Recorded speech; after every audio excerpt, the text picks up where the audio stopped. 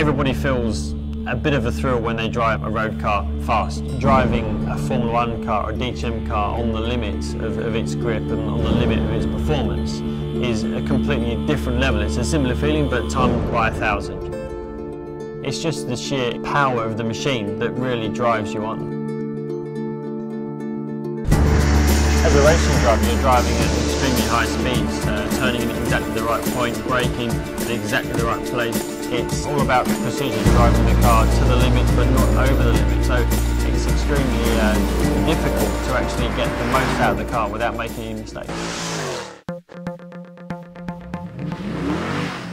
When you're getting ready for the race, there's obviously butterflies. There's some standing around before where the tension builds up, and then when you get into the car on the starting grid and you start off on the parade, the warm-up lap is when you get most nervous. You really have to try and focus on what you need to do and try and clear your mind of anything that's not directly related to what you're doing, because you need all of your brain power to try and drive the car as fast as you can, as well as process the information about what you need to do, the strategy of the race, or just trying to get the most out of the car for one lap in qualifying.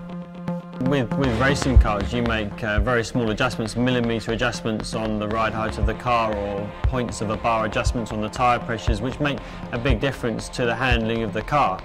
This touch control beard trimmer has 0.1 millimetre increments for the cutting length, so it's exactly the same sort of thing that we have in Formula 1. It's real precision. Confidence is a massive thing in a car. You have to have confidence to be able to push the car as hard as you need to. And that's what we have to bring back to the engineers, is really the feedback on what the car feels like and what the car is doing.